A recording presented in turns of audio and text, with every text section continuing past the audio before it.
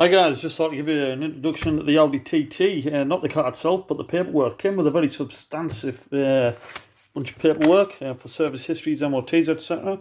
First of all, here we've got the original Audi owner's manual, complete with all the original paraphernalia that came with the car when it was new, including the radio code there, which is quite handy because it does actually need putting in that. As I noticed, the car's battery has been disconnected. This is when the vehicle was sold as an approved used vehicle from Audi sales. So again, it's just got all the relevant information in there from when it was sold to that buyer as the second owner. It's also got the service key in there as well, which is great. So if I flip to the approved used and part, we can see there, obviously blank off because it's GDPR and all that. So we can see there that it was purchased in 2005, so a 5-year-old at 30,000 miles, from the owner. So that's that pack as well with all that information. Then we came on to its history. As I said, very substantive. I've now put it in date order. I've highlighted all the mileage and the date. That allowed me to transfer it onto my spreadsheet because I'm good like that. So everything there that's being done in its life, or certainly what we have evidence of, from service to any parts that have been put on, etc.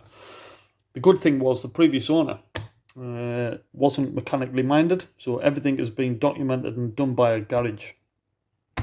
Also on here we've got the full MOTs, everyone from new. So if we look at the back there, we've actually got the old style MOTs, So that's everyone from new, again, which is great. So onto this here, so I've transferred the date and the mileage and what was done according to the history that I've got, and I've highlighted some of the main points. So if I just zoom in on that one there, so we can see there that service, it's been done but no plugs, and where it's been a service and no plugs, I've actually annotated that on here.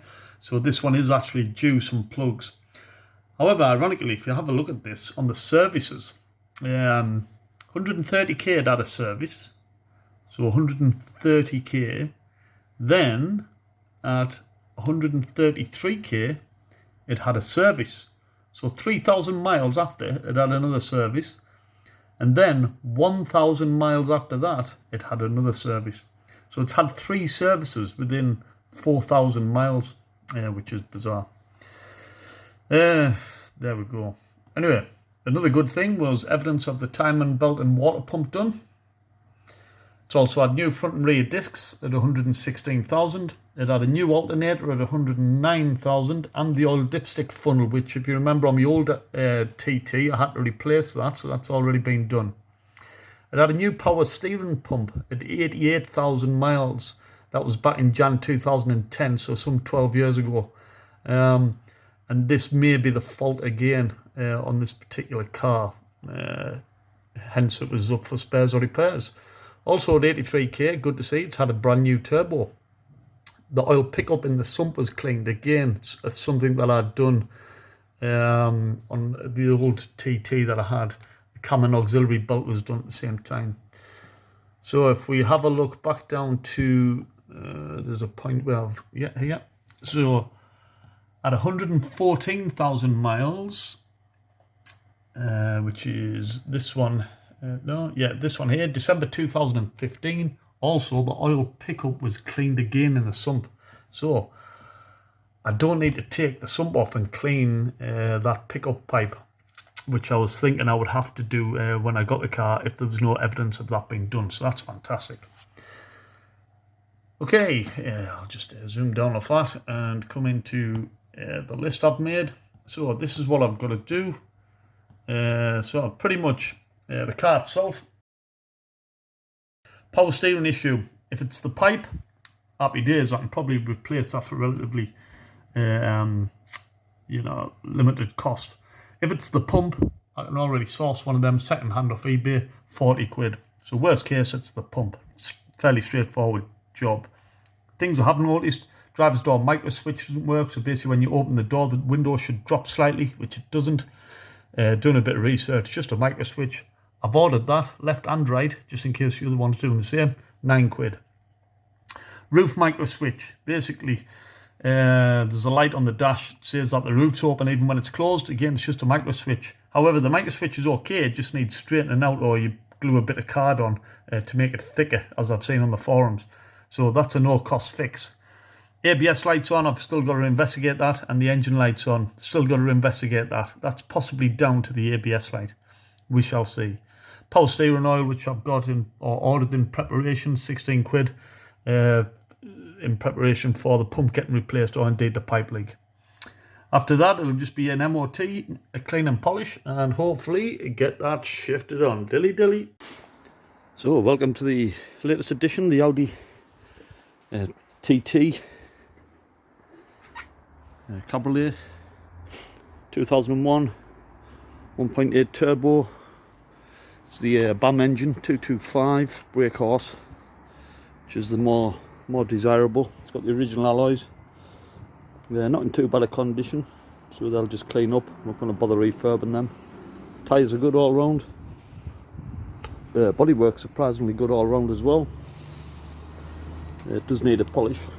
It's really dull on this part here, but I'm sure it'll polish up well. The roof needs a clean and re-proofing, so we'll get that sorted out. A small job, well, probably time consuming, but not the end of the world.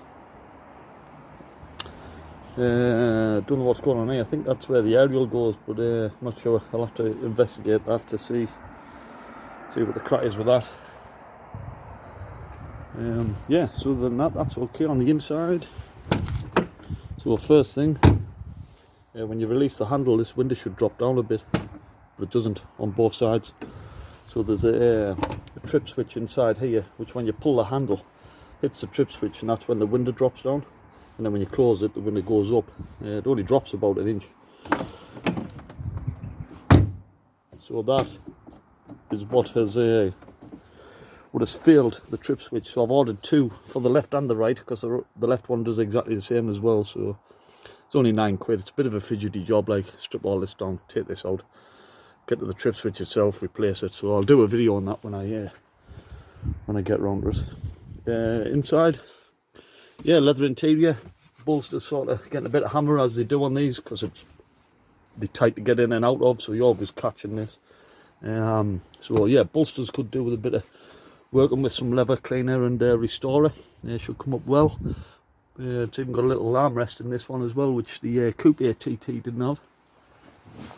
Yeah, it's got the original floor mats. It's got the Bose sound system. And on this model, it's also got the heated seats, which you just operate by this dial there. So heated seats both sides, which is a good little extra. Yeah, everything works as it should. Everything's nice and tidy in here. Even the sliding door, that's a common failure point, that works. Got the buttons in there. So on start up, we can see runs no problem. It's got a little bit of a blow from the exhaust, probably from the centre connection point. But we can see on here that we've got 136,000, but it is a full service history. ABS sensor, engine management lights on. Haven't put my computer in yet, so I don't know what the faults are exactly, but probably a sensor. Roof switch, which you've seen on my other video, is knackered. That's under here, and I can do a quick fix on that, quite simple, which I've seen on some of the forums, so I'll be able to sort that out probably today in relatively no time at all. And that's the I can't remember what that's for, traction control light. I think that'll be down to the ABS as well. So other than that, that's all right. The main fault that I know with the car, which was advertised as the spares or repairs, is due to the power steering. Yeah, there is nothing at all. I've had a quick look at the engine bay, seen oil on the bottom. I've undone the reservoir cap, and there's no oil in the system at all, so that tells me it might not be the pump, it's just a leak. So I'm up on the axle stands at the moment, as you can see, and yeah, I'm just about to take the under tray off and then see if I can identify the leak. Right, that's it for now. Dilly dilly.